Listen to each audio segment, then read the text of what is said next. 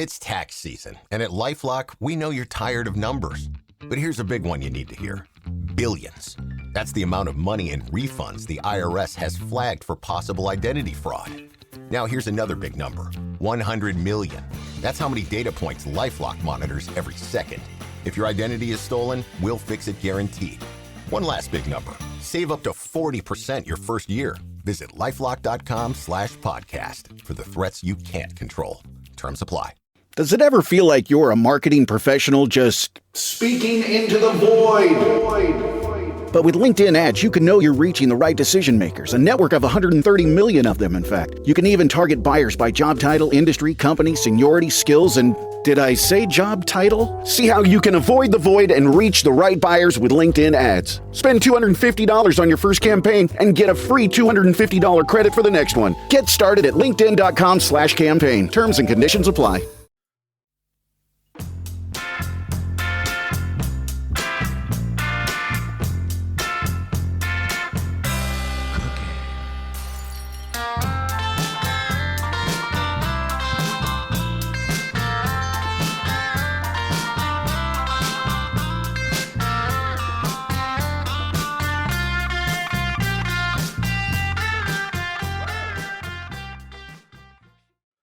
Hey everybody, it's Weird Islanders, the podcast, back once again. My name is Dan. That is Mike. How are you this evening, Mike?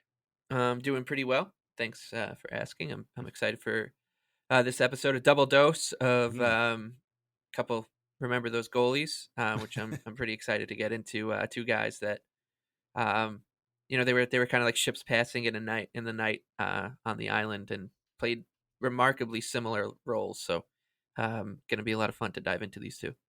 Yeah, the very rare double dip of two guys traded for each other, playing the same position, both who count as Weird Islanders. And so we are very excited to talk about them with our great guest. You know him from his site, Noted Hockey, where he's been covering the Buffalo Sabres for many, many years there and other places as well. You know him from Twitter, you know him from Blue Sky. He is the one and only Joe Yerdon. Joe, how are you this evening?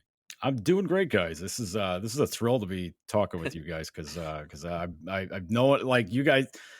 The work you guys do with the talking about Isle stuff is a remarkable yeoman's effort because when you write nationally about the Islanders, you know that there's a lot of anger, there's a lot of pain, there's a lot of suffering, and there's a lot of like old school fans that are just like they want the good times back. So and you guys embrace that really well. So this is fun. We embrace the good times and especially the bad times. Yes. And if you don't embrace both, times, then you're not living a full life. Right. Yeah. That's exactly right. Yeah. But yeah, mostly the weird times, which we'll definitely get into here. Yeah. But yeah, this show, this particular podcast we do is all about that baggage, manifesting through guys like we're going to talk about tonight. And I'm pretty excited to unhurl some of that baggage and get it off my shoulders and be able to be a bigger person as we move forward. Definitely. You bring up fan anger and old school fans and stuff like that, and that's actually the perfect segue. You've been covering the Sabres for a long, long time. Obviously, they're in the midst of a 14 season playoff drought. We talk all the time about the real dark ages for the Islanders. I'm older than Mike, and so I remember the mid 90s very well when, it was me and my best friend and maybe 12 other people at Nassau Coliseum watching games, for the Islanders. And it was pretty bad. And their playoff drought lasted 7 years. The Sabres right now are double that. And I'm just like, man, if I'm this way after 7 years of that, I can't imagine what your average Sabres fan is like after 14 years of it. It's probably... Yeah, it's a little nuts. Yeah, the Islanders went just stopped short of throwing a parade on the ice when they ended that drought. Just right, yeah. Tells you how long it felt and was, and obviously there were some deeper issues than just drought. So it did feel like we were coming out of whatever that was, and then a couple months later, I think Sanjay Kumar, the co-owner, went to jail, so we weren't really out of it. But just. I can't imagine what it'll look like for Sabres fans if and when they get in. And I would submit that the powers that be up there watched that last couple minutes of Islanders Capitals when they clinched in 2002, because they made sure to name the first, second, and third star the guys who had been there the longest.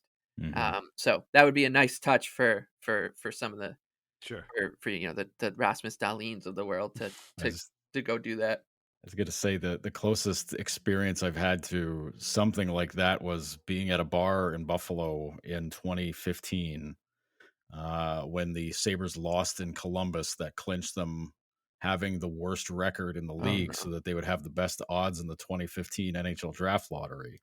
And the bar going absolutely bonkers when they lost. Mind you, I covered the game against the Coyotes earlier before that, where the fans were cheering against the Sabres at home, and then the Coyotes won, and then everybody went bonkers cheering for the Coyotes winning, getting the extra point. And then Mike Weber just absolutely blowing his stack about it after the game. And I don't blame him for doing that, but like, that's the closest I've had here to having a similar experience to fans going nuts, was the team losing again to put everything aside so that they didn't have to sweat out the last regular season game of the year, wondering if they were going to have the best odds or not, which, looking back, I mean, I don't know. There's a dangerous butterfly effect way to look at that, where who knows what happens. Maybe Connor McDavid ends up a Maple Leaf, and then we're all miserable forever. So yeah, I know. Please let's not go down that road. That would be very bad. But I'm glad you brought up the 2015 season, because we are going to be discussing around that area. You said you joined the Sabres beat in 2013, so that makes you the perfect person to talk about our twin Weird Islanders for tonight. As I mentioned before, they were traded for one another. They spent both time in Buffalo, one a little bit more successfully than the other one. And they were both Islanders very, very briefly, and had very weird careers with the Islanders. So, Joe Yerdon, will you please reveal the subjects of tonight's episode of Weird Islanders, the podcast?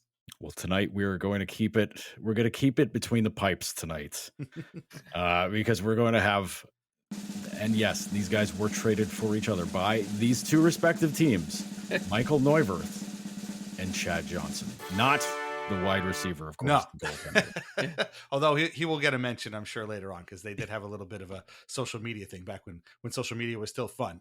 Before we get into both of these guys and some other goalies along the way, reminder that we are on Patreon at patreon.com/IslandersAnxiety. Membership gets you ad-free episodes, bonus podcasts, written posts, and a whole lot more. So sign up today. Patreon.com/IslandersAnxiety. Okay, Joe, we're going to take you all the way back to 2014. Michal Neuvirth is a Buffalo Sabre.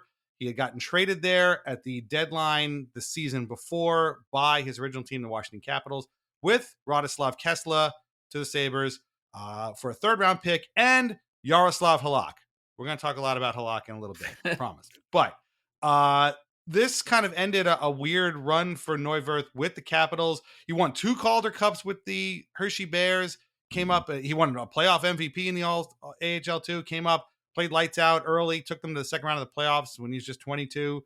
But then he started getting hurt, and all of a sudden the Caps, they had a wealth of goalies. They had Semyon Varlamov was there first, then Braden Holtby, then Philip Grubauer. So all of a sudden you're injured, you're not winning. Somebody's got to get traded, and guess what? It's you. But we are in Buffalo with Michal Neuvirth. Tell me what that's like. What is, if you had to sum up Michal Neuvirth, Buffalo Sabre, what would your answer be? Not happy. he was not happy. He tried to put on a happy face for a lot of the time that he was there, but you think you're joining the Sabres at the end of the 13-14 season at the trade deadline, and Sabres were bad. Sabres were very bad. That's the thing. When they were dumping, dumping good players for bad ones and just trying to get to the bottom of the well as fast as they could, they did it better in 2014 than they did in 2015. And which is crazy to think. They had more points in the year they were trying to lose than the year that they weren't exactly trying to lose, but still kind of wanted to lose. Right. And, if you're Neuvirth, you're going from a playoff team, a team that, the Capitals, who are, cup contenders every year because they have Alexander Ovechkin and Nick Backstrom and all those guys. And you're going to Buffalo, where who's here? Who's on this team? How long have they been here? Like, what's going, like, oh, I'm the number 1 guy now. Yeah. Oh, Tyler Ennis is their leading scorer with 46 points that year. Right. And, they had just traded Ryan Miller.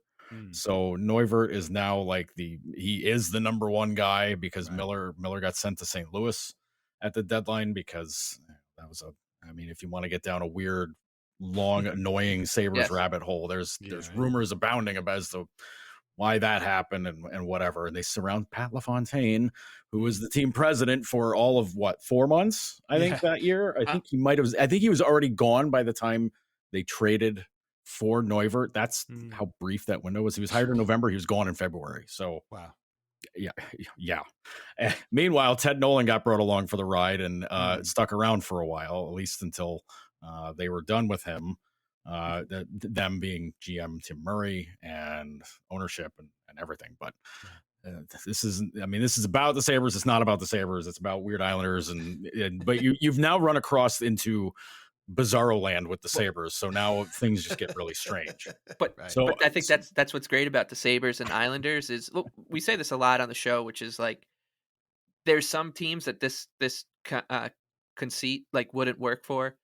Like I don't think there's many Ranger fans who want to remember guys like Chad Johnson, who was a weird Ranger, right? Like they're not gonna sit around and do it. They just don't have that kind of sense of humor that the pain doesn't emanate from the same kind of place that it does. It doesn't emanate from the soul like it does for Islanders and Sabres fans. It emanates from somewhere far more nefarious. But I think that's what's great about the Sabres is I feel like I could find a Sabres fan in a bar one day, just walk in and just mention, just run off a guy from this roster and they would just be like, oh yeah, I would love to talk about Zach Dalpe for an hour. That's exactly what I want. Did you remember that we were the team that had Nikita Zadorov first? Like, and we would go back and forth about Weird Islanders and Weird Sabres. So take us down these rabbit holes. That's what the show is all about. I especially when Pat LaFontaine is Dan's guy. So the more we can hear about that stuff, the better. He lasted longer as a Sabres executive than he did as an Islanders executive. He lasted less than 40 days. He was let go around the time Neil Smith was fired. So sure. It's so strange, and the whole thing with there's like 1,000 thoughts going through my head right now, but I gotta like zero in on Neuvirth with this one. But but it was just such a weird time for him to get involved with this team because at this point in his career, you're thinking like, oh, this guy could be a guy.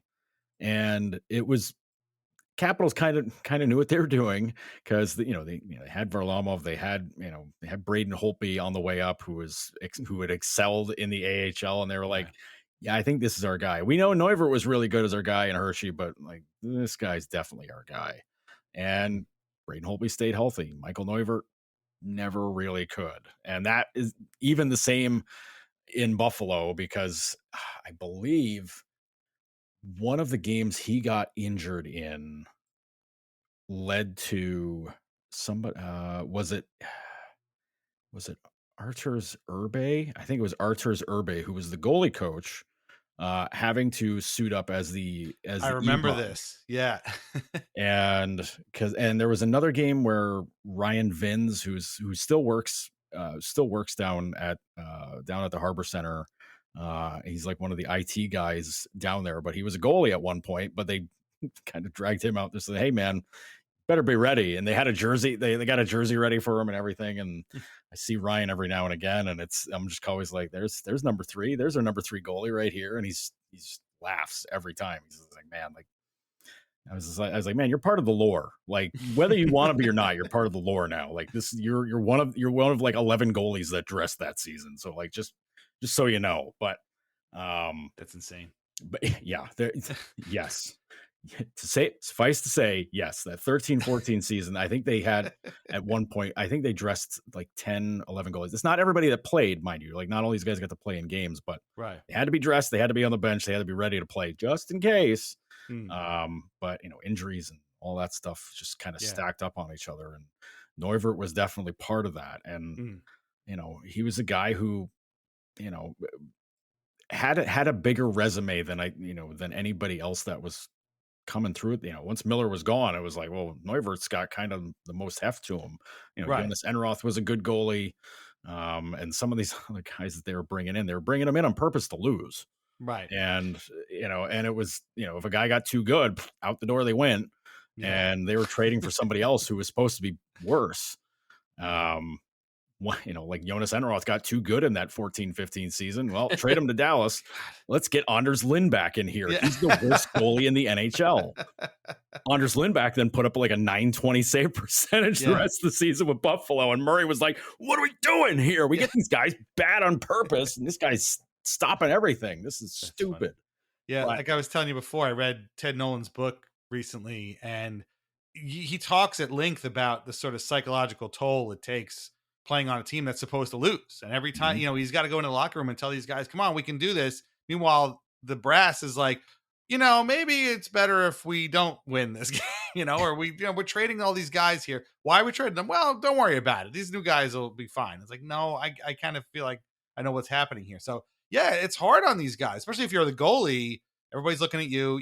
Your defense obviously has a great deal to do with what you're doing, your performance and stuff. And yeah, I mean, I get where Neuvirth is coming from. If he was unhappy, I totally buy it. And I would probably be unhappy too.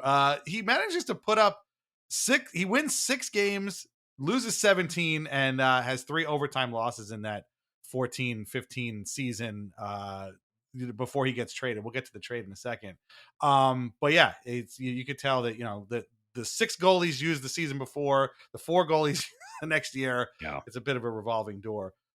So while Michal Neuvirth is in Buffalo on a team that is trying to lose games, being very, very unhappy, we have our second goalie of the evening. So meanwhile, at the Hall of Justice, aka Long Island, Chad Johnson is backing up Jaroslav Halak. Go figure. And Johnson had signed with the Islanders after a successful run with the Boston Bruins, where he backed up Tuukka Rask and actually was very, very good in his 1 year with the Bruins. He won 17 games, 4 losses, and 3 overtime losses. And Mike, you and I were talking before that, like, the Islanders signing Chad Johnson in the 2014 offseason was actually somewhat of a coup. They needed a backup goalie, and they got one who honestly had performed very, very well in that role for another team. And so it seemed like he was the perfect fit. Yeah, it was dare I say, viewed as a tidy piece of business from the highest honor that can be bestowed upon a signing. Tiny piece of business. And it's very rare for anybody who doesn't sign with the Maple Leafs to be labeled a tidy piece of business. But when Chad Johnson signed, I remember being, not just myself being like, oh, that was shrewd, nice tidy piece of business from Garth, but then reading everything and everyone was like, you know what, that is just a sensible, good signing by the Islanders. It really, shores up a spot on their roster that they needed to shore up, because a couple years ago, not having a backup goalie cost them a playoff series against the Penguins. Had they had somebody else besides Kevin Poulin behind Evgeny Nabokov, hell, if they had Chad Johnson that a couple of years earlier, they might have won that series. And this was also about the time when these kind of goaltenders were, I feel like, starting to get their due from fans and the hockey world at large. We saw it full throated with Thomas Greiss, who was another kind of Chad Johnson-esque signing, and he obviously had a wonderful stint with the Islanders. But yeah, like guys like Chad Johnson, there's like Antti Ranta at the time, Jason LaBarbera, these longtime backups who had solid numbers. I guess like the advanced stats were kind of catching up a little bit when it came to goaltending. So they're like, oh, if you sign Chad Johnson, it might not seem like a great deal, but it's something that your team should be interested in doing. And yeah, I mean, that there was a little bit of excitement around that team. Obviously, the season ends up going really well for the Islanders, but even before the season, everyone kind of thought this young group of players was ready to take the next step, and this was going to be the guy who played second fiddle to whoever ended up being it ended up being Yarrow, but this was the guy who was going to be one of the unsung heroes of this team. And it felt preordained. Like there was nothing in my head when they signed Chad Johnson that was like, this might not work. The way it was covered, the way that people talked about the signing, it was like, there's no way this doesn't work. There's no risk to the signing. And it turned out we were very wrong. Very wrong. He was far from good. It didn't take long either for Islander fans to turn on the backup goalie, which doesn't happen very often. Yeah, he's usually pretty safe because everyone else on this team was kind of pulling their weight. Like this team was really good, and there was one guy who was kind of costing them points at this point, and it ended up being their backup goalie. Yeah. No, I want to get to that in a second, but real quick again, just for Johnson's time with Boston, Joe, you probably saw a lot of Chad Johnson playing in the same division as the Sabres. Did you have an opinion on him at the time? Like, was he a guy that was kind of on your radar? I mean, again, winning 17 games as a backup goalie is pretty darn good, and he put up great numbers. I mean, obviously, one of us could probably put up great numbers playing behind Tuukka Rask, but no, he had to win those games. So, I mean, do you have any standout memories of Chad Johnson, Boston Bruin, before he became an Islander? Well, I got to believe that I saw a lot of them anytime the Sabres and Bruins met up in Buffalo, because why would the Bruins start Tuukka Rask? Exactly.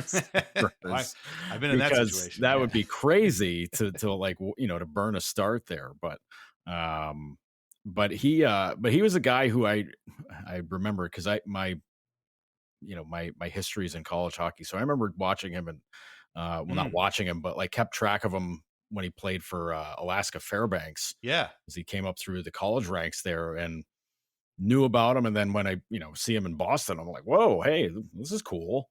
And yeah, I had to go back and look at his record. He played 3 games against the Sabres in 13-14. So it was Rask's scheduled night off was whenever Buffalo was on the schedule, and he didn't do that well, but he went 1-1 against them. But all it takes is to win one of those games and be like, well, all right, I guess he's at least a league average goalie at this point. But but that season he was quite good for him. And when the Islanders had picked him up, it was like, okay, that's kind of a sneaky good move right there. And he's, and plus you get him to back up Halak, who I just I'm still stuck on his quote unquote Sabres tenure, where he dressed for one game, played 0 minutes, still had a jersey number and the whole thing, but never saw the ice other than skating or warm-ups. I remember reading the uproar from Isles fans just being like, who is this bum? Get this bum out of here. He stinks. I'd rather have the wide receiver playing goal. Get him out of here. Like, all that stuff was just like, oh my God, guys, chill out. And looking back at the numbers, I'm like, well, I can see why they were mad. And now a word from our sponsors. VintageIceHockey.com. Over 100 classic hockey logos on t-shirts, jerseys, hats, mugs, and more.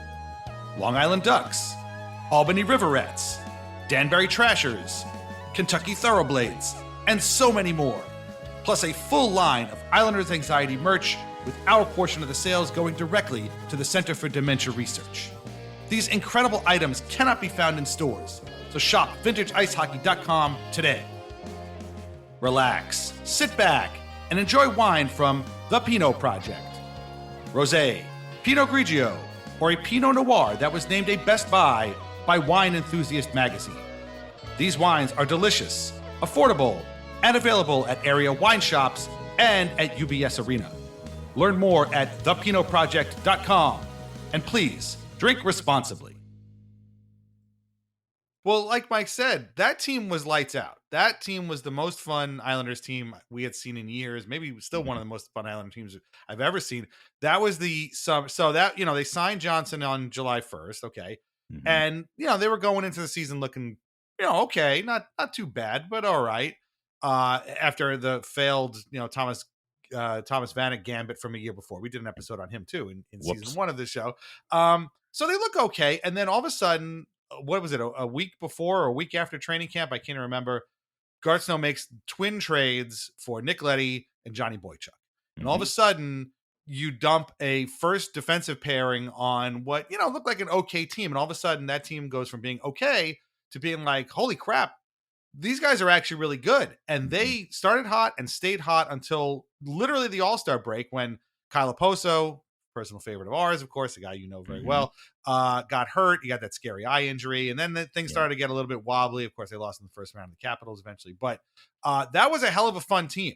And they were coming out. They were, one of the Corsi Kings. This was back when, that was a big deal back then. So it was nice to have the Islanders on the right side of that sort of stuff for the first time in probably forever. But they had one Achilles heel, and it was their backup goalie. And they put him in, and it was like an automatic loss. And he was just, even the games he won 8 games. He went 8-8 and something that year. What did he go? He went 8-8-1 for the 14-15 Islanders in 19 games. Ironically, one of his 8 wins as an Islander came against the Boston Bruins. With 35 remaining. 3-2 Islanders. Nice move by Krejci around Martin. Puts on the brakes in the corner, and then goes back to Hamilton at the point. Skates the blue line to Bergeron. In front, Lucic jams it on goal. Johnson dives, and with the glove makes the save on his belly. No further play. Strong play by Chad Johnson, able to stop the initial close-in shot by Milan Lucic. And then, of course, David Krejci coming in hard, looking for the rebound with the Bruins. Lots of poise. You would expect that from a team that won the President's Cup last year. Again, over to Bergeron. He's just going to tip it in front. There's the good hard slap. And Chad Johnson in perfect position. Boston Bruins, Eriksson with a great opportunity, rings it off the post. Not much that Chad Johnson could do as he just stands there, holds his position off the post, off his body, and then off to the side. Could have easily have gone in. It did not. And Boston decides to call a timeout. And Chad Johnson beat his former team. He's 21 seconds away. Big face-off here. Tavares won it to Franz Nielsen, who's able to get it through center. He's got an empty net. Oh, but he couldn't take it at the Bruin line. Great play by Dougie Hamilton, who turns it the other way. Lucic trying to send in Marchand, but it's sticked away by Johnson to the far boards. Can the Islanders get it out to center? They will. Off the stick of Oposo. 3-2-1. The buzzer will sound, and the New York Islanders come into Boston and defeat the Bruins by the final score of 3-2. Chad Johnson and Johnny Boychuk defeat their former team in their first meeting against the club. Yeah, look at Chad Johnson, all smiles. What we said at the start of the game, figure that Chad Johnson, a backup goaltender, has to find a way to give his team a chance to win the game. That's his job. He's not the number one guy, but he's got to come up with a big game, and boy, did he ever. Even in those 8 wins, he didn't look that good. He still looked very shaky. And it was a funny thing. And we weren't doing the show at the time, but I'm pretty sure we probably would have been like, it's so weird to have a good team, and the one thing we're talking about is the goddamn backup goalie. Like, it doesn't make any sense. Why are we complaining about this? Because all the things we've been through, why are we complaining about this? But it's true, he was not good, and it's a real shame. And just think of like what Halak's mindset had to have been that season. Like, can I get one night off without having to like worry I got to play tonight? Jeez, guys, come on. And I'm happy you brought him up, because that, I think, Islander fans, because the way that Yaro's career ended up going, it got weird. The Islanders were very adamant about protecting JF Berube at all costs, and they carried 3 goalies, and Yaro got pissed, so Garth banished him to Bridgeport for a little while. And anyway, so Yaro's career ends up going kind of sideways with the Islanders, at least. And but this team was so well thought of, and I think when people do think of them, they think of the exciting brand of hockey they were playing, the offensive talents, with the guy they drafted before Hedman, Bailey, Oposo, Leddy and Boychuk moves, all that stuff. But Yaro was so good for this team. He was outrageously good, and he had 59 games that year. 59 games, and had incredible numbers, a .914 save percentage, just really just solid, gave them a chance to win every night. In the playoffs, he was really good against the Capitals. The whole was that the year he went to the All-Star game? Yes, it was. He gave you the exact type of season you want out of a starter of Jaroslav Halak's caliber, right? Like, he's not one of these, whatever, Lundqvist, Hasek types, but he could have seasons like this, and the Islanders got one out of him, But the unfortunate bit of it, and it might have cost them, a division title is maybe a little bit of a stretch, but at least home ice advantage, because they ended up tied on points with the Capitals and lose Game 7 in Washington. And had the Islanders got a little bit better play out of any of their backups that year, who knows where what ends up going, because that team was really good, and they could go into a round 2 against the Rangers with some serious confidence if they upset the Capitals. But between Johnson, Neuvirth, and Kevin Poulin, the three of them played 25 games, and Johnson ended up having the best numbers of them. So that just tells you, it's now that I'm getting mad thinking about what could have been. I don't want to be mad at Chad Johnson anymore, but I'm still mad at Chad Johnson, who is one of the most inconsequential NHL goalies of this generation. And here I am still mad at the guy, and I don't want to be. The crazy part though is that the trade to get Neuvirth, to get rid of Johnson, made complete sense. Yeah. It made complete sense. Neuvirth was playing really good in Buffalo. Yeah. Right. He was playing lights out to the point that Murray's he's going to ruin it for us. Get him out of here. And you look at his record and he's 6-17-3. It's he's killing us with these 6 wins and his 918 save percentage and no shutouts. But that's what it was like. He started 27 games and lost 20 of them. And they're get him out of here. He's too good. He's too good. It's so funny because I remember thinking at the time that, wow, Chad Johnson, that's a perfect backup. And then whatever it was 8 months later being trading Chad Johnson for Michal Neuvirth, that's a perfect trade. Might we call that another tidy piece of business? Getting Chad Johnson off the team. Tidy piece of business from both sides. It was a trade that Tim Murray could sell to the league office. We're not trying to tank. We're getting a 3rd round pick, and the Islanders wanted off their goalie, and we gave them this perfectly solid backup goalie. And at that time, it was evident that the Islanders and Capitals were that was part of the thing. If you remember, Dan, the Islanders and Capitals, it looked like they were on a collision course for quite a while there. The Penguins were involved too, but the Rangers had run away with the President's Trophy in the Metropolitan Division. And it looked like the Islanders would play the Capitals. And one of the kind of side pieces to the trade was this guy knows the Capitals better than anyone. Right. And so, you have now two former Capital goalies on the for the Islanders setting up to play them in the playoffs. And so it made sense even on that angle. So the signing of Chad Johnson, the trading of Chad Johnson, the acquiring of Michal Neuvirth, all of this made perfect sense. Yep. On paper, these trades should have worked out exactly how these moves should have worked out exactly how moves of this consequence work out for backup goalies. Well, the thing is, the trade worked out exactly perfect for Buffalo because Chad Johnson didn't play a single game for them that season because he got hurt in warmups before the game he was supposed to start. So good. And then never played a game. So it turned into the Matt Hackett and Anders Lindback show the rest of the season. And then Andrei Makarov had to come up and play from the AHL at some point. I think it was his one and only NHL game. Where he came up from Rochester, and because I want to say it was because Linus Ullmark wasn't ready or he was too good and what it was some weird situation either way. But the Sabres acquired Johnson and he's made 0 starts the rest of that season. It worked out exactly how Buffalo was hoping. It made me wonder if there was a sniper in the stands in Tampa to get Johnson, to get him out of that. So he didn't start that game to he isn't going to rebound this year. We'll wait a year for him. That's fine. I'd be remiss since we keep mentioning Anders Lindback, not to mention a story I think I've told before in Islanders Anxiety about Anders Lindback. The 2013 shortened season, I was working with Stan Fischler, and I was walking into Nassau Coliseum. And there was a very Bambi-eyed, very tall Swedish man, very lost, which is impossible to be. It's impossible to get lost at Nassau Coliseum. There's the Marriott that you're staying at, and then there's the Coliseum, and the Coliseum is an oval, and it's not easy to get lost there. But he looked at me and was like, "Can you take me to the visitors' locker room? I have no idea where it is."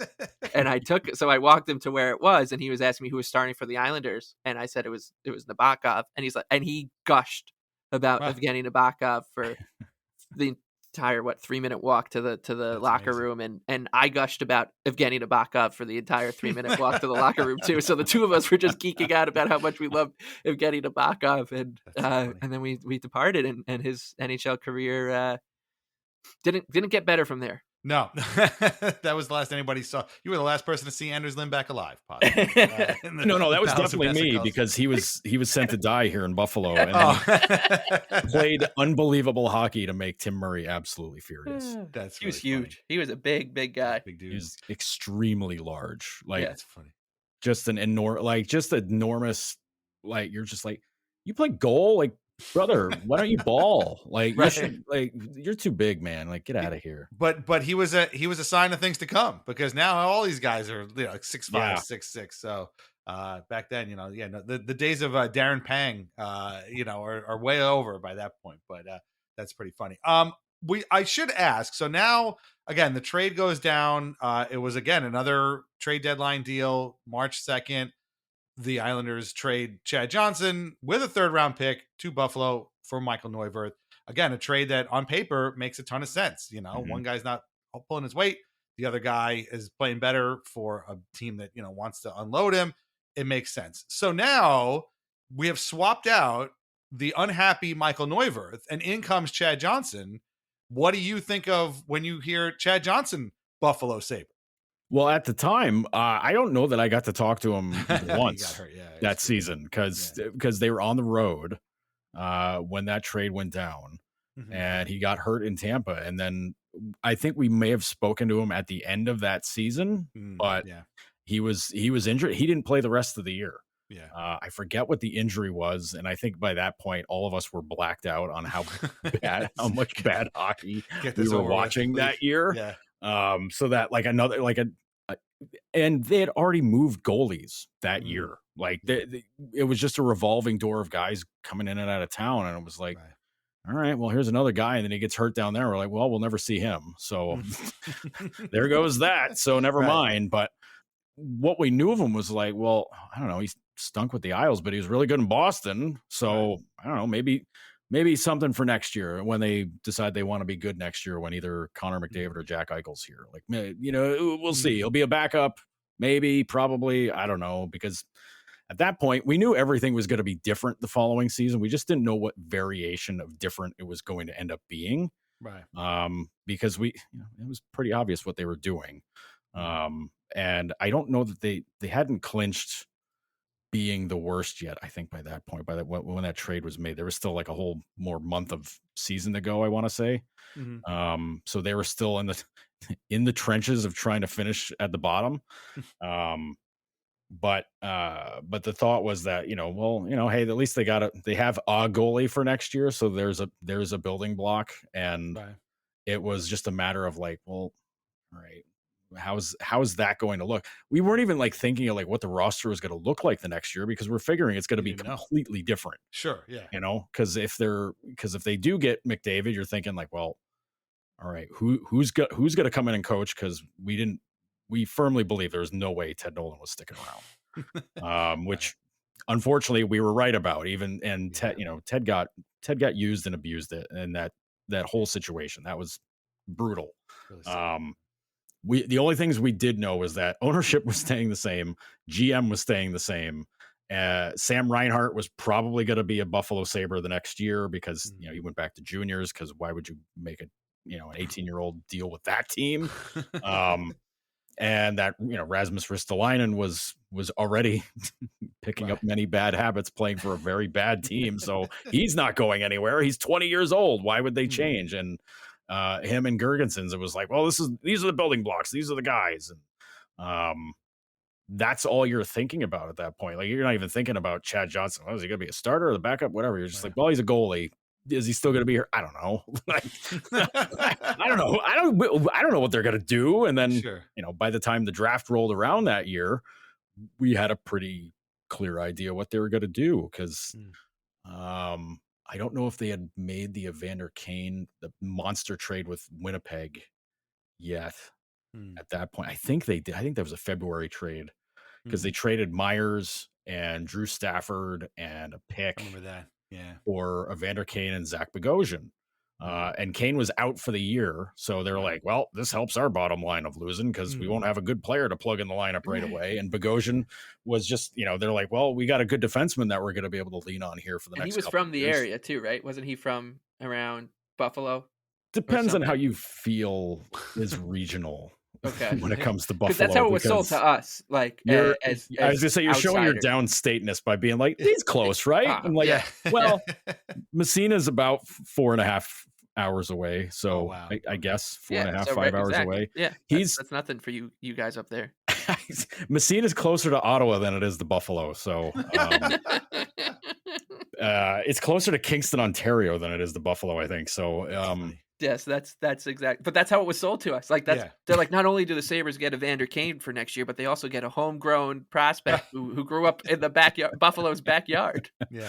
Well, I'll say this: he at least grew up slightly closer to Buffalo than Alex Tuck, who grew up outside of Syracuse. But at least Tuck, I think Tuck was definitely a Sabres fan. Is a Sabres. Well, I mean, I hope he's still a Sabres fan. He's playing for the team, but in Bogosian's case, I don't know that Zach was a Sabres fan at all, but it was just kind of like, it was like, hey, you remember the Sabres, right? And he's like, yeah, I guess. I was like, all right, buddy. Okay, anything, for our perspective, anything west of Albany is Buffalo. Like it could anything over there, I guess Rochester pops up somewhere in there, but Rochester is Buffalo. Buffalo is Rochester. Wow. If you're going to lump any of them together, Rochester and Buffalo are the ones to do it with, because they're almost like kid brother cities, but and Albany gets kind of thrown into that mix now because Sabres games tend to get priority on cable over Rangers and Islanders and Devils games because interesting.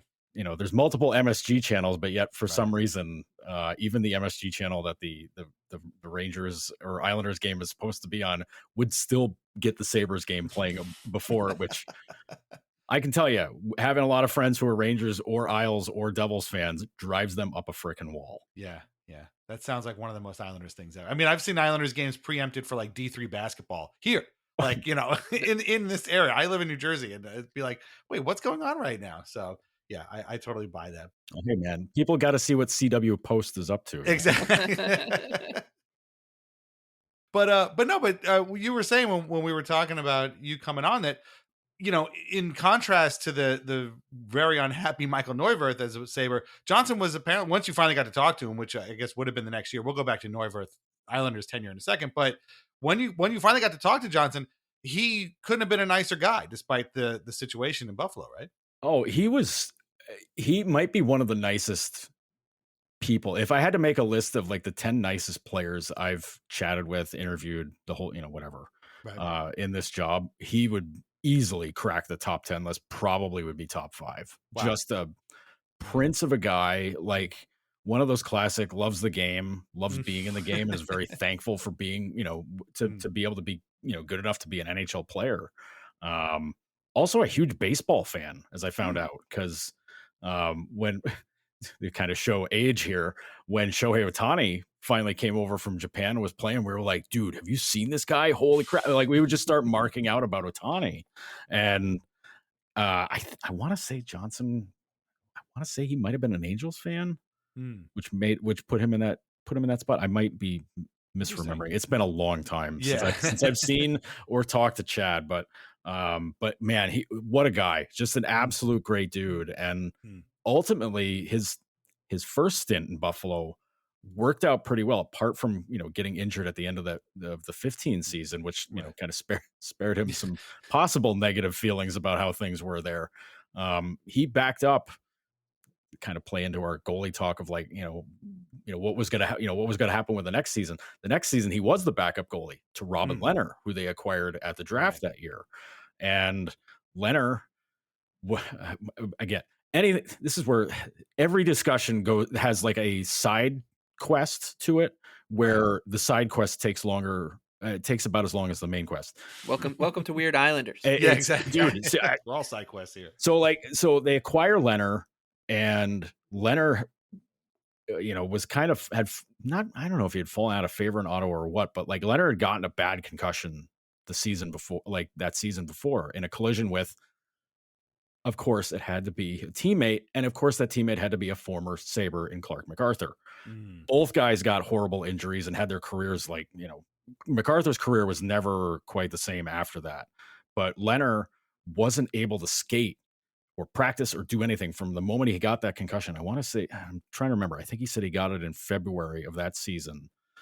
And he wasn't able to skate until like 2 weeks before camp opened.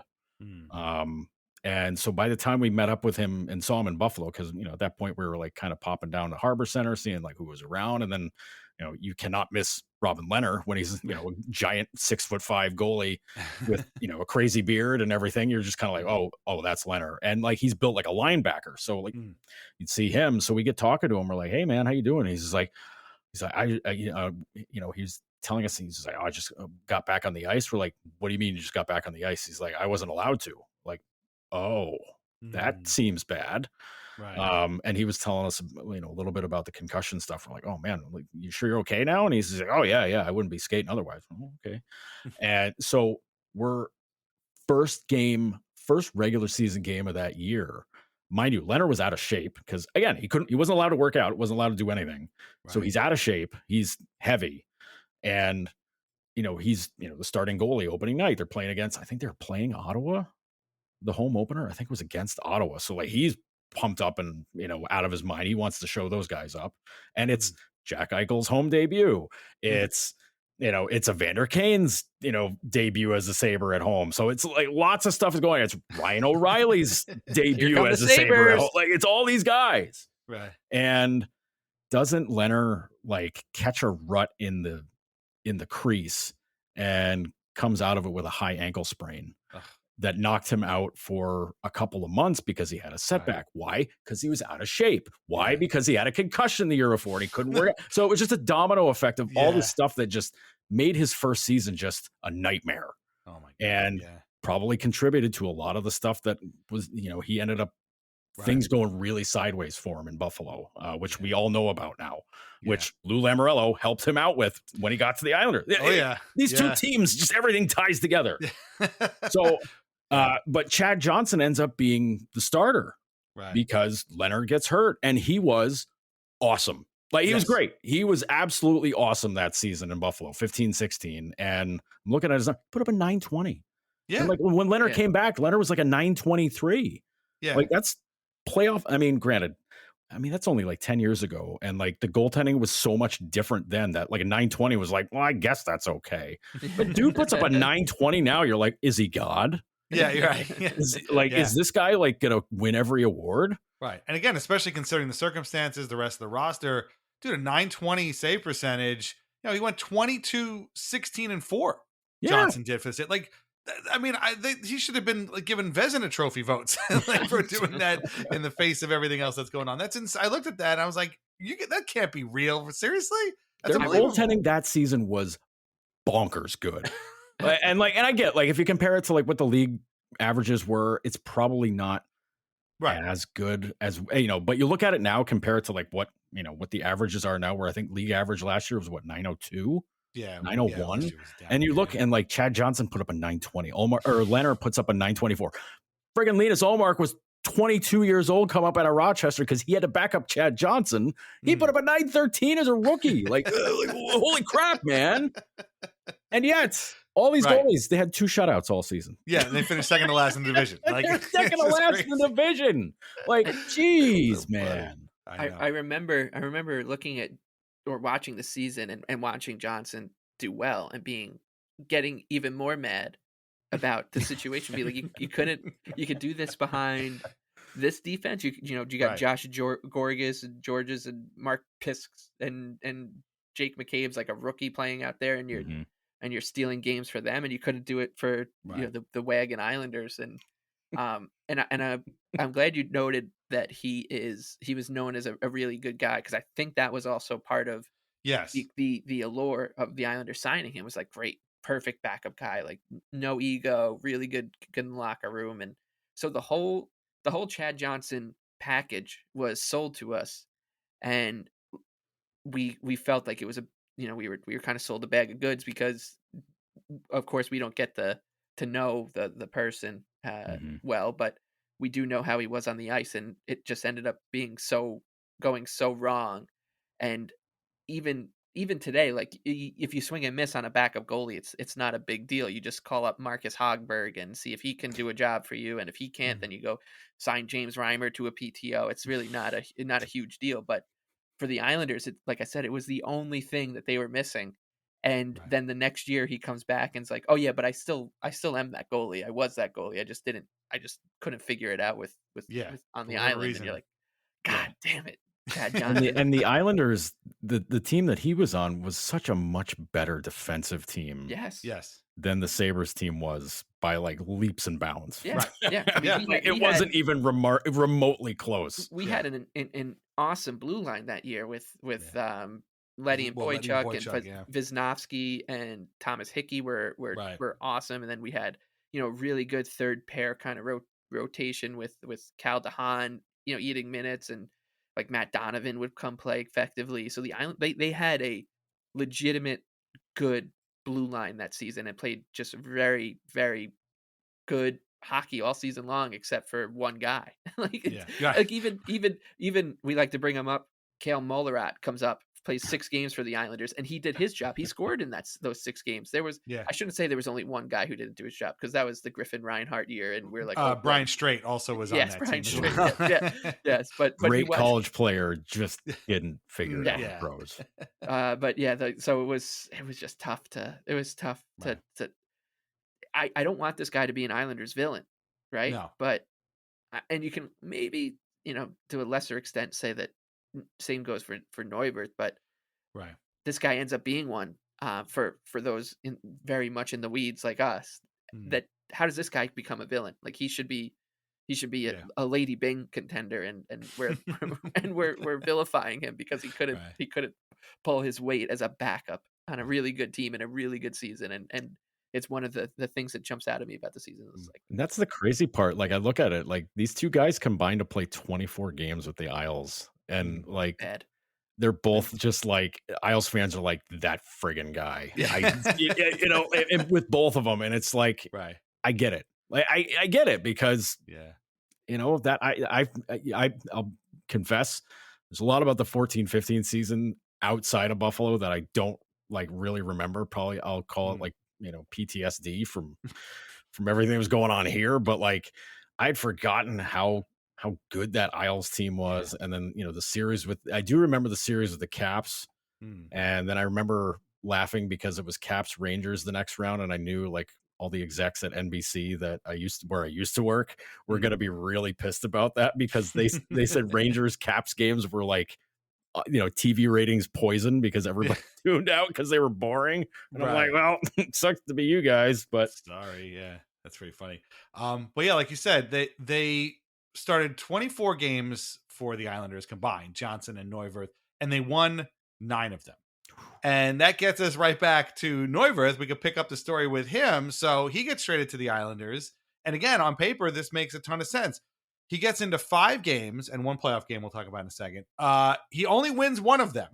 4 losses, 1 win. It was in Toronto. It was an overtime win, and he wasn't even really great in that game either. He only made 22 saves and managed an .880 save percentage in that game. Across to Riley, they'll switch spots. Morgan Riley, there's the pass, good save, rebound, and Neuvirth got a piece of that as well. Riley traps it near point, comes across to Fedot. Back up top for Riley, in for Kessel. Kessel off the board, creeps in, down low, pulls out with the puck. Gets it to Kessel. He'll back up. Tries to center it across. Hits for it. Look, shoots, and Neuvirth right there. Square to the shooter, makes the save. That was it. And so something, again, I don't know. I mean, we're not reporters. We didn't get to talk to him or anything. But like something, again, must have just been not quite to his liking. I mean, this is a better team than he played in Buffalo. I don't know if they, wanted him because of his Capitals expertise, as we talked about before. But for whatever reason, it just didn't click. And, Jaro Halak had to keep on playing and playing and playing. And so they get to the playoffs. Like Mike said, they're basically tied with the Capitals, although they miss out on home ice advantage. And they end up losing in 7 games. This was the series in which Tom Wilson concussed Lubomir Visnovsky in game 4. In game 5, the Islanders get completely lit up, and Neuvirth does get in for a little bit of the third period. Doesn't give up any goals, but they lost anyway. They came back to win in game 6 in Nassau Coliseum, which, as we thought at the time, was the final game at Nassau Coliseum, and Cal Clutterbuck was going to be a trivia question as the final goal at Nassau Coliseum. Mm-hmm. But then they go back to Washington for game 7. Bit of a no-show performance, and the season and the series are over. And that was it for Michal Neuvirth. The 5 games, the 1 win, and he was gone. That summer, he signed with the Flyers, where he had a pretty good run for a few years there. A lot of injuries, though. And in fact, one of them pretty scary in 2017. I had completely forgotten about this. He collapsed in the crease on the ice. And it was like a bunch of different things, dehydration, a bunch of different factors. And he had to be removed from the arena. It was pretty scary. And down went Michal Neuvirth. He just went back, and concern here is Jim McCrossin comes off the Flyers bench to tend to the fallen Flyer goaltender, and immediately bringing the gurney out.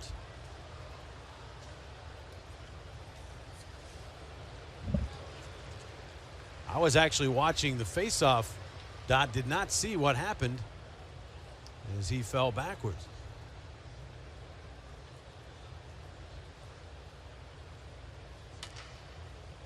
I did not see it either, but we were replaying the goal there, and then see if we can get a look at from one of our cameras here. In the background, you can see him in the net crouched over, and then he just collapsed. Yeah, I'm here with John McClain, guys. There's a lot of players asking the same thing. No one saw anything, just a lot of confusion. There's the overhead, and he just... His career never really kind of got back on track. He did sign a PTO with the Leafs, which I had also completely forgotten about, but never played for them. Ended up going back to his home country of Czech Republic and signing with Spartak, but never played for them. Again, was injured. He just never played for them. So this guy had a bit of a wild ride for an NHL goalie. Started out great, and then one trade to Buffalo, or I should say a bunch of injuries and a trade to Buffalo, and it just never really made it back. Again, he had a couple of good seasons with the Flyers, but that was about it. But his Islanders tenure, if Chad Johnson is sort of a reluctant Islanders villain, what does that make Michal Neuvirth? Like, he's kind of like, I don't know what he is. He's just sort of like, he's barely there. I mean, they're weird Islanders, and then there's like barely Islanders. He's like an unfortunate victim, honestly. Kind of, yeah. I had to go back to his game log from that 14-15 season. There was a stretch, and granted, the Sabres were abysmal. Like they did, there was I think it was like the month of January, they didn't win a game. Like they went like 0-14 in January that year, and they started out like kind of playing over their heads the first couple months, where you're like, hey, maybe they won't be the worst team in the league, and then they go 0 for January, and then like 2 for February, and you're like, oh yeah, no, they're awful. But Neuvirth had to wear it. I'm looking back at this now, like starting in December, he had a stretch where he went 0-10-1 until the middle of February. Man.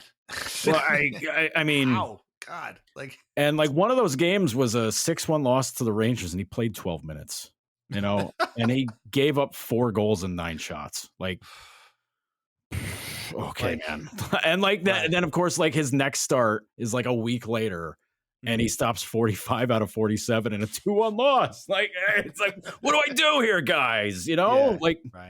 It's just like, that's how that season went for him. It was like lose a heartbreaking 1-goal game, stop a zillion shots, or give up 1,000 goals in a game, and you look like a complete idiot. And it's not his fault. It's not his fault. They're getting outshot by like 100-30 every game. Right. I mean, being a goalie has got to be incredibly difficult, just on the mental side of things. Forget about the physical side of things, the mental side of things. Mm-hmm.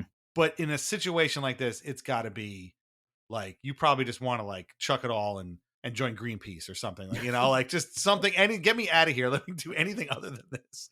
Getting to the rink must be just like, I can't do this anymore. Because when you don't have it, you really don't have it. Every goalie doesn't have it sometimes.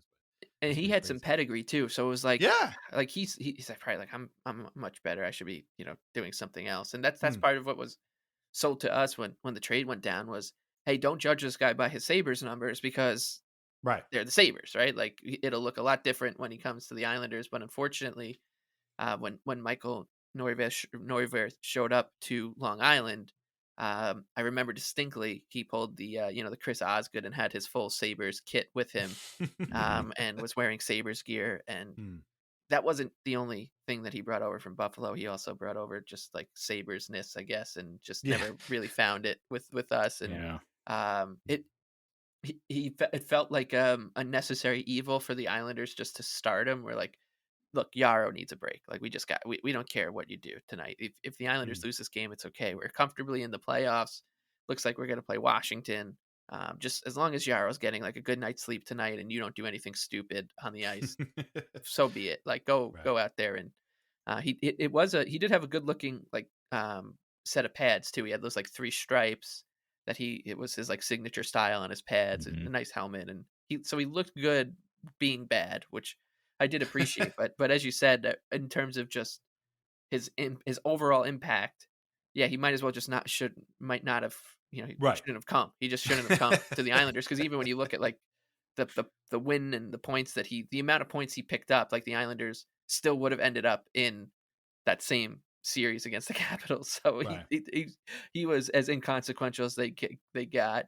Although, like you said, he did show up in the playoffs for a little while. Yeah, briefly, which again I completely forgot.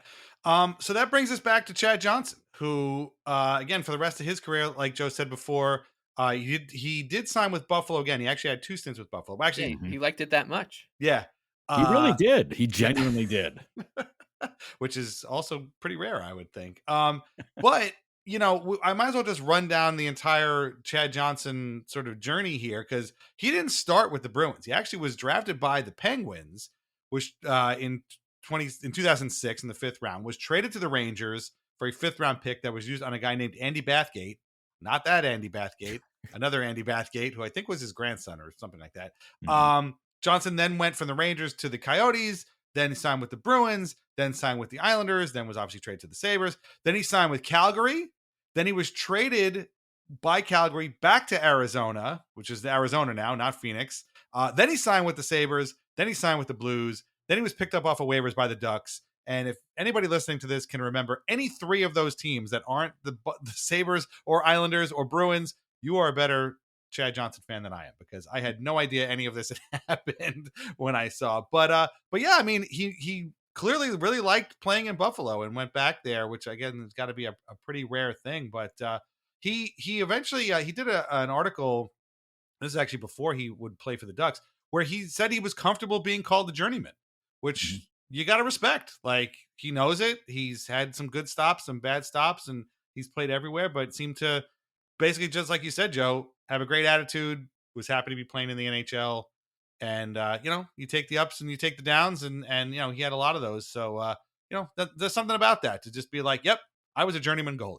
Yeah. He played all over the place. And I think his attitude was just kind of like, it's not something that I don't know that he ever like expressed it like specifically to us in the media here, but it was just like, from a journeyman, it just means people still want me. So like, right. There's nothing bad about that, because that means, people want me. They think I'm good. I'm going to work. So, he had that kind of very positive view on it, where, when it came to getting traded or picked up off of waivers or something like that, he's just, somebody else wants me. Like I'm in, I'll do the work for him, and I'll do the best that I can. And, there's some very admirable qualities there. And, like when he came back to Buffalo, I think everybody was just kind of like, oh, hey, cool. Like, probably shouldn't have left in the first place. Like, I don't know why they didn't re-sign you, anyways, but too good.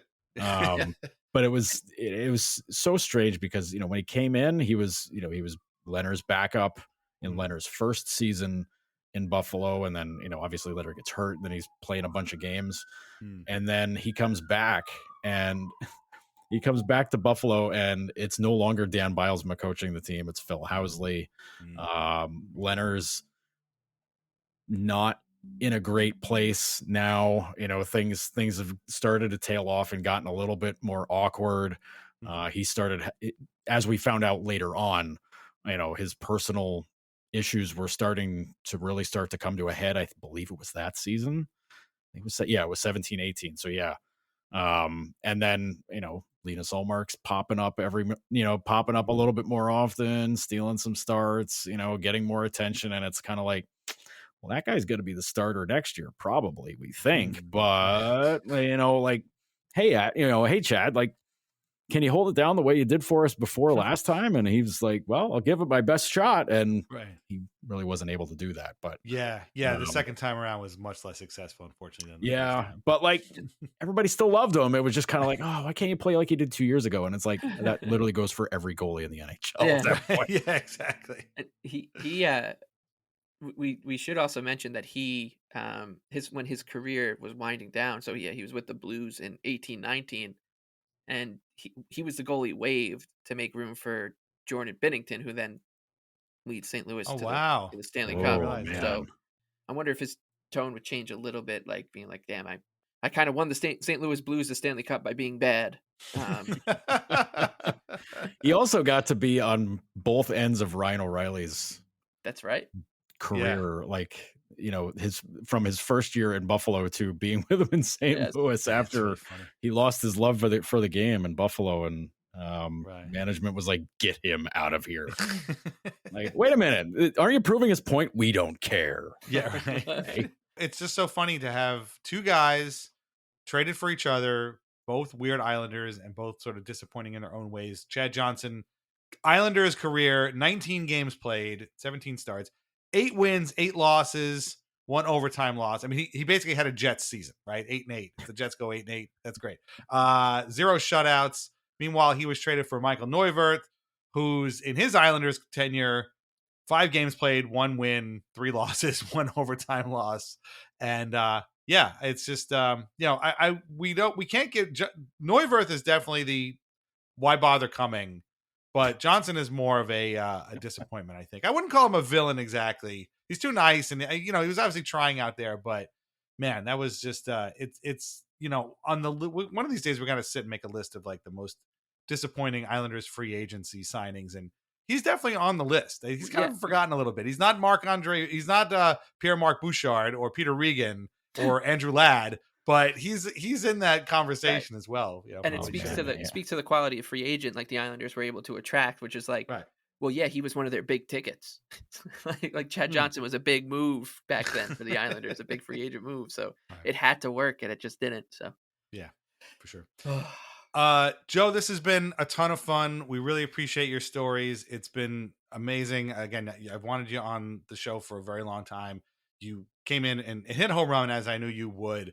If you had to sum up this transaction, Johnson for Neuvirth, in the sort of grand scheme of Sabres, misadventures over this last time, where do you think it ranks? It can't possibly be as high as Ryan O'Reilly, but it certainly is got to be kind of in the middle there, right? It's a trade that they won that no one will remember. I think that's probably the best way to put it, because it served its purpose in the 14-15 season, because they didn't have to put a good goalie for the stretch run. And he was the exact backup they needed behind Leonard the following season when Robin got hurt, and he played great and came back for another tour on his own recognizance too. So like, what more do you want? Like, all Kevin Adams talks about now is guys, we want guys that want to be here. Well, Chad Johnson wanted to be here, man, and that's all you can ask for. Yeah, seriously. Yeah, be more like Chad Johnson. That should be the new save. Forget the palm trees. Right. Be more like Chad Johnson. But perfect way to sum it up. We really appreciate you coming on again. We got to get you on again. This has been a lot of fun. I hope you had a good time. Yes. Or you can have us on weird. We can come talk on weird Sabres one day. When you launch. If that's a series that I start doing, it's gonna have to be a life undertaking. There's too much oddball stuff. And seriously, besides, with all the parallels between what's going on with this organization and the Isles organization, I feel like I was ripping you guys off in the worst way. That's all right. We can work out some sort of licensing deal for sure. We'll have to find some guy to have on. You have to have us on to talk about. I can't think of anybody off the top of my head now, but that was a weird Sabre And I there's another Sabre I want to get you on. It's more of like it's definitely before your time, but we'll talk about that later on. But would it be Uwe Krupp, or is that not weird enough? Oh, well, he's not a weird Islander because he played too many games for the Islanders. Yeah. But I guess that he was a Sabre. No, but I'll mention him. I don't want to tip myself off. Okay. Later. But let everybody know where they can find your work. I know you're all over the place. You're at Bleacher Report too. I forgot to mention that before. Your own site, Noted Hockey. Where can everybody find you so they can follow the Sabres this season? Yeah, you can. I do most of my game posting on Blue Sky. JoeYerdon.bsky.social. Still the worst social handle ever known to man. we all have that stuff. On Blue Sky, it's. I'm not verified there, so like it's not. I'm not making life easy on anybody. But my name is very easy to find. JoeYerdon. And yeah, you can find me there. I still do have a account over at Twitter, but like I'm only there ever pumping links, so like I'm getting squashed just at the mere thought of putting a link up over there. So don't worry about finding me there. But yeah, those places, notedhockey.com, Bleacher Report, and I'll probably be doing some AP stuff for games this year. Maybe, I don't know, we'll see. But yeah, but I'm very easy to find online. Yeah, please. And if you're not following Joe, please find him. Become a member at patreon.com/IslandersAnxiety for ad-free episodes and bonus content, or join for free to get announcements and our weekly release calendar. Find us on Apple Podcasts, Spotify, Amazon Music, Audible.com, iHeartRadio, YouTube Music, wherever you get your podcasts. Please leave us a review where you can. Our theme song is Knuckles by Bjorn Falk. Listen to more of Bjorn's music at Bandcamp and on Spotify. Read Lighthouse Hockey every single day for the most up-to-date Islanders news and discussion. Islanders Anxiety Podcast is part of the Fans First Sports Network. Shop VintageIceHockey.com. Try wines from the Pinot Project. Mike, how would you sum up the what we've discussed here, this trade? Joe put it perfectly, a trade the Sabres won that nobody remembers. This is a transaction. The Islanders lost both ends of this transaction. And I guess nobody lost worse than Jaroslav Halak, who had to play goddamn every game for that season. But I mean, looking back, what are your thoughts on this very strange transaction in Islanders history? I'll just leave it at this. I forgive you, Chad Johnson. We're on good terms now. I've learned to move on. We all need to grow as people every day. Try to get a little bit better every day, and for me, that means forgiving Chad Johnson for his disappointing Islanders tenure. I don't want to place too much blame. The Islanders only going to Game 7 of Round 1 on Chad Johnson, and somehow I've done that, and now I feel guilty about it, and I just want to offer my forgiveness to Chad Johnson. I have yet to decide whether that will extend to Michal Neuvirth or not. Well, one thing at a time. But that was beautiful. That was beautifully put. It brings a tear to my eye. And I love to hear stories like that. So find it in your hearts to forgive Chad Johnson if you're still holding on to this baggage. But even if you aren't, we will be back in a couple weeks with another great guest and another weird Islander. Until then, keep the Islanders weird. We'll talk to you soon. Take care. Bye-bye.